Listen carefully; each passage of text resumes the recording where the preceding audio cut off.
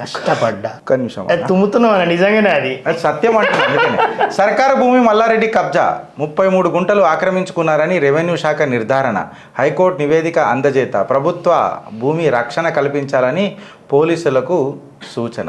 ఏంది మళ్ళా పాలమ్మినా పూలమ్మినా అదమ్మినా పెరుగమ్మినా సైకిల్ మీద తిరిగినా బజాజ్ చెతక్ మీద తిరిగినా ఎన్నో చెప్పినావు. లాస్ట్కి ఏం చేసినావు అని అంటే నువ్వు బజాజ్ చెతక్ మీద తిరిగితే నువ్వు బులందు భారత్కి బులందు తస్వీర్ అని అనుకున్నా. కాకపోతే నువ్వు ఇంత ఖతర్నాక్ అని చెప్పి నేను ఎప్పుడు అనుకోలేదు. ఏ గుంట చూసినా నీ గుంటనే కనిపిస్తున్నది. ఎందుకన్నవే ఇట్లా ఏ రేవంత్ దారా గుట్లే చూసుకుందాం మన నువ్వు ఇప్పుడు చూపిస్తున్నాడు మూతపరి పోవద్దు. అందుకే ఎంత ఇగో వెనక చూసుకున్నాడు కదా విద్యా సంస్థలు ఉన్నాయి కదా ఈయనకు. ఉన్నాయి విద్యా సంస్థలు ఉన్నాయి. ఈయన ఏం చదువుకుంటూ ఎవరికి చెప్పడు కానీ విద్యా సంస్థలు మాత్రం ఈయన నడిపిండు. అట్లీస్ట్ నీకు అర్థం కాకపోయినా నేను ఒక లింక్ పెడతా, భూమిక పాట ఈను అర్థమయ్యేదాకిను. నీకు అది అర్థం కాకపోతే కూడా నాకు చెప్పు. వెనకటికి ఇట్లా ఆ టెన్నిస్ బాల్ తీసుకొని కప్పలేసినట్టు కాదు. కేసీఆర్ అంటే ఇట్లా కొట్టినవు టప్పు మన ఆడబడ్డది. మళ్ళీ ఇప్పుడు మళ్ళీ చంద్రబాబు వచ్చిండు కూర్చుంటావా అవే మళ్ళా టీడీపీకి అధ్యక్షుడు అయితే ఉంటా కదా. నిజంగా ఇప్పుడు ఏమైతుంది తెలుసా మళ్ళా అంటే నేను జోక్గా చెప్తున్నా. మళ్ళా ఐఎమ్ సారీ జర జోక్ కోసం చెప్తున్నా, ఇది సీరియస్. నాకు కూడా డేటా లేదు. ఇప్పుడు ఏం చేస్తున్నా అంటే అమరావతి పోతాడు ఇక చంద్రన్న జయము జయము చంద్రన్న జయము జయము చంద్రన్న జయము జయము చంద్రన్న జయము జయము చంద్రన్న అని అంటాడు. అనగానే ఏంది నువ్వు వచ్చినావు పాలమ్మినవు పూలమ్మినవు ఇష్టపడ్డావు కష్టపడ్డావు అది చేసినావు సైకిల్ మీద తిరిగినావు చెతక్ మీద తిరిగినావు మళ్ళీ నా చెట్టు కిందకి ఎందుకు వచ్చినావు అని అంటాడు. అనగానే ఇక మనవాడు చెప్తాడు ఏం లేదు సార్ నాకు భయం అవుతుంది అంటే. ఎందుకు భయం అవుతుంది అంటే తొడగొట్టినా సార్ అంటే. బాలకృష్ణ కదా తొడగొట్టేది, నువ్వెందుకు కొట్టినావు అంటే టెంప్ట్లో కొట్టేసిన సార్ అని అంటాడు. టెంప్ట్లో కొట్టేసిన సార్ అని అంటాడు. అనగానే కొట్టినావు ఎందుకు బాల అది కొట్టే రైట్ మా బాలయ్యకే ఉన్నది అంటే కొట్టినా సార్ ఫ్లోలా. అయితే ఎవరు ముంగడ కొట్టినావు అంటే రేవంత్ కొట్టినా. రేవంత్కి ఎందుకు కొట్టినా ఆయన చూడలేదు అనుకున్నా సార్, చూసిండు కనబడదు అనుకున్నా కానీ స్టేజ్ మీదకి అని కొట్టినా కూడా కనబడ్డది ఆయన చూసేసిండు. ఇప్పుడు ఏమైందని అంటే పగబట్టిండు సార్. మరి పాలమ్ము తీసుకుంటలేడు సార్. పగబట్టిండు సార్ అంటే పాలు మళ్ళీ తీసుకుంటలేడు సార్. పూలు వేయండి వేసుకుంటలేడు సార్. ఇప్పుడు ఈ పరిస్థితిలో ఉన్నాడు. ఇక చంద్రాన్ని ఏం చేస్తాడో చూడాలి.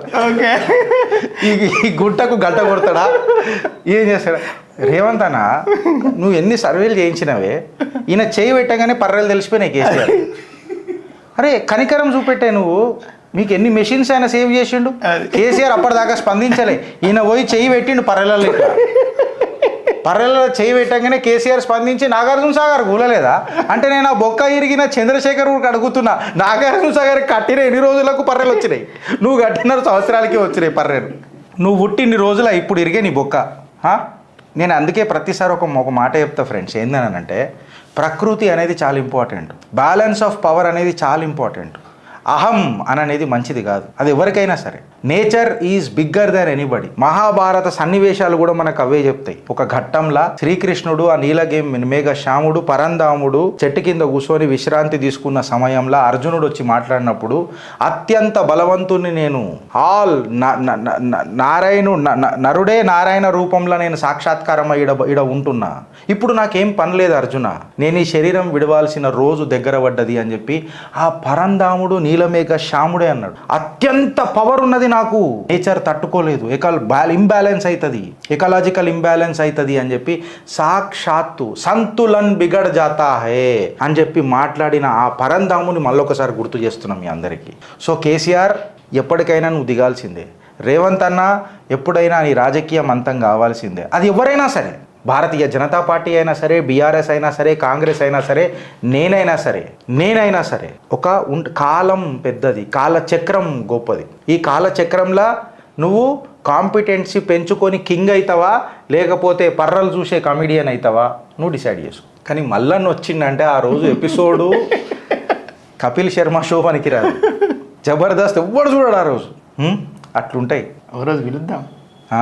ఏం రాబాయ్ మీరు ఇట్లా చేసిరు, మీరు నేను ఎంత కష్టపడ్డా తెలుసా అంటాడు. మనం పిలిస్తే మళ్ళీ పరేషాన్ అవుతుంది. మల్లన్న కానీ నిన్ను కలుస్తాను. నాకు ఆయన ఇష్టం, నాకు మల్లన్న అంటే చాలా ఇష్టం. కేసీఆర్ అంటే కూడా నాకు చాలా ఇష్టం అన్న, నేను సీరియస్ చెప్తున్నా.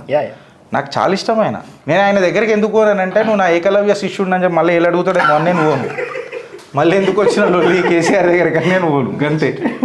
మనం కలియుగ ఏకలవ్యులం కదా, అల్లేలు కోసుకుంటా గట్లుంటుంది వాళ్ళతో.